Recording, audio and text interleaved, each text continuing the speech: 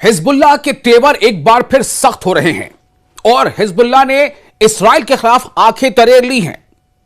एक तरफ जहां लगातार लेबनान के बाद हमास भी, यानी जिस तरफ से गजा में इस्राइल सीज फायर की खिलाफ वर्जी कर रहा है, उसके बावजूद हमास कई जगहों पर लगातार इस्राइल को चैलेंजेस दे रहा है। इस्राइल पर खतरा इस बात का भी है कि ईरान हमला कर सकता है इस्राइल पर। जी हां, क्योंकि जिस तरह के मिडिल ईस्ट में हालात बने हुए हैं, अगर अमेरिका ने ईरान पर हमला किया तो इसमें कोई बईद नहीं कि अमेरिका के जो अपने अहदाफ हैं, जो अपने अड्डे हैं मिडिल ईस्ट पर, उस पर तो ईरान हमला करेगा ही, साथ ही साथ इस्राइल पर भी हमला कर सकता है। क्योंकि इस बात को ईरान ने बिल्कुल वाज़ेह तौर पर कर दिया है कि किसी भी तरह का ईरान पर हमला, चाहे वो छोटा हो या बड़ा, उसे फुल स्केल वॉर माना जाएगा। और ऐसी सूरत में इस्राइल भी महफूज नहीं रह सकता, इसलिए इस्राइल के अंदर भी काफी बेचैनी है। और इस वक्त जबकि इस्राइल के अंदर बेचैनी है, लेबनान के हिजबुल्लाह ने इस्राइल को चेतावनी भी दे दी है और साथ ही साथ यूएन में, जी हां, हिजबुल्लाह ने यूएन में, लेबनानी सरकार ने यूएन में इस्राइल के खिलाफ शिकायत भी दर्ज कराई है। दोस्तों, आप देख रहे हैं न्यूज़ 18, मैं हूं आपका मेजबान विशाल आजम। लेबनानी हुकूमत ने इस्राइल के जरिए लगातार सीज फायर के खिलाफ वर्जी और देश पर हमलों के बारे में संयुक्त राष्ट्र में शिकायत दर्ज कराई है, जिसमें बताया गया है कि पिछले साल के आखिरी 3 महीनों में ही 2000 से ज्यादा सीज फायर के उल्लंघन हुए हैं। आप सोचें, पिछले साल के आखिरी 3 महीनों में 2000 से ज्यादा जंग बंदी की खिलाफ वर्जी। लेबनानी विदेश मंत्रालय ने कहा है कि इस्राइल की हरकतें संयुक्त राष्ट्र के प्रस्ताव 1701 यानी 1701 का सीधा उसको बाईपास करना है, उसका उल्लंघन है। और सिर्फ यह इस्राइल लेबनान पर ही नहीं कर रहा, बल्कि इस्राइल सीज फायर की खिलाफ वर्जी गजा में भी कर रहा है और बार बार कर रहा है। शायद इस्राइल को इसी बात का एहसास है कि उसके साथ अमेरिका जैसा दोस्त खड़ा है, जो सुपर पावर भी कहलाता है, जो इस्राइल की हर तरह से मदद करता है, चाहे असलहे से, चाहे पैसों से। लेकिन सवाल यह है कि आखिर कब तक? इस्राइल को जब पिछली बार हमला हुआ था, ईरान और इस्राइल के बीच में जंग हुई थी, तो इस्राइल को यह एहसास करा दिया था ईरान ने कि जो उसका अपना डिफेंस सिस्टम था, आयरन डोम की हवा निकाल दी थी ईरान ने। तो क्या फिर से ऐसे ही हालात बनने जा रहे हैं?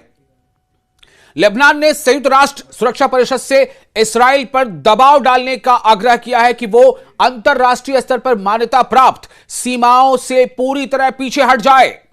वैसी तमाम सरहदें जो इंटरनेशनली अक्लेम्ड हैं, अप्रूव्ड हैं, उन सरहदों से इस्राइल पीछे हट जाए और अपने हमले बंद करे और इस्राएली जेलों में बंद लेबनानी कैदियों को रिहा किया जाए।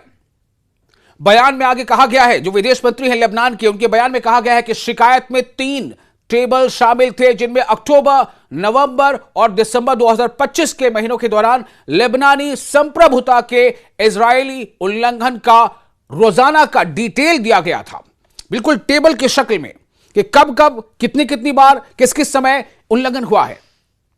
और यह खिलाफ वर्जी या उल्लंघन किसने किया है? इस्राइल ने किया है, लेबनान में किया है। मैं आपको बार बार यह बता रहा हूं कि इस्राइल गजा में तो कर ही रहा है जो करना है उसे, लेकिन इन उल्लंघनों की ये जो खिलाफ वर्जियां हुई हैं, वो सिलसिलेवार तरीके से बताई गई कि 542, 691 और 803 थी, यानी 3 महीने में।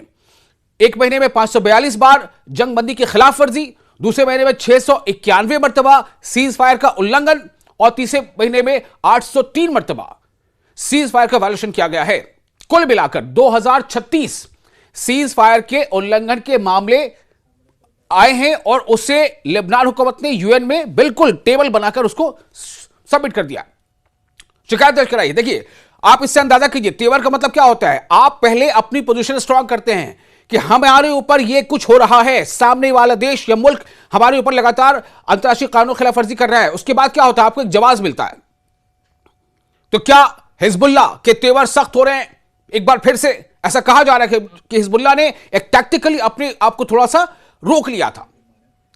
लेबनान के तायर जिले के अल-हौश में एक इजरायली ड्रोन हमले में एक गाड़ी को निशाना बनाया गया। इस्राएली सेना ने एक बयान जारी कर दावा किया है कि उसने हिजबुल्लाह संगठन के एक आतंकवादी पर हमला किया। भाई, आप हमला क्यों कर रहे हो? जब जंग बंदी नाफिज है तो हमला क्यों हो रहा है? एक दिन पहले इस्राएली हवाई हमलों की एक बड़ी और घातक लहर ने दक्षिणी लेबनान और देश के पूर्वी बेका इलाके को निशाना बनाया। कम से कम 2 लोग मारे गए। नवंबर 2024 में सीजफायर समझौते के बाद से इस्राइल ने लेबनान में 300 से ज्यादा लोगों को मार डाला। 2024 के आक्रमण के दौरान आगे बढ़ने और जमीन पर कब्जा करने में नाकाम रहने के बाद इस्राइल ने सीजफायर के दौरान दक्षिण में कई जगहों पर कब्जा कर लिया। इससे दक्षिण में अपना कब्जा बढ़ाना जारी रखा और सीमा के पास नागरिक बुनियादी ढांचे को नष्ट कर दिया। हजारों घर नष्ट हो गए, जिनमें से ज्यादातर सीजफायर पर हस्ताक्षर होने के बाद नष्ट हुए हैं। तेल अवीव ने धमकी दी है कि अगर हिजबुल्लाह को निहत्था नहीं किया गया तो एक नया युद्ध होगा। लेबनानी प्रतिरोध ने अपने हथियार डालने से इनकार कर दिया है। एक तरह से हिजबुल्लाह ने कहा कि हम नहीं कर सकते ऐसा। अमेरिका के दबाव में लेबनानी सरकार ने हाल ही में तेल अवीव के साथ सीधी बातचीत शुरू भी की, जो लेबनान के कानूनों का उल्लंघन है। बैरूत ने अगस्त में प्रतिरोध आंदोलन को पूरी तरह से निहत्था करने का फैसला किया। लेबनानी सेना को निहत्थीकरण योजना का मसौदा तैयार करने का आदेश दिया गया, जिसे गोपनीय रखा गया। हिजबुल्लाह का कहना है कि वो इस्राएली हमलों से लेबनान की रक्षा करने के मकसद से एक रक्षा रणनीति के हिस्से के तौर पर अपने हथियारों को लेबनानी सेना में शामिल करने पर चर्चा करने को तैयार है। लेकिन ये जो सीज फायर का लगातार उल्लंघन हो रहा है, इसने हिजबुल्लाह की सोच को कहीं ना कहीं बदल दिया है।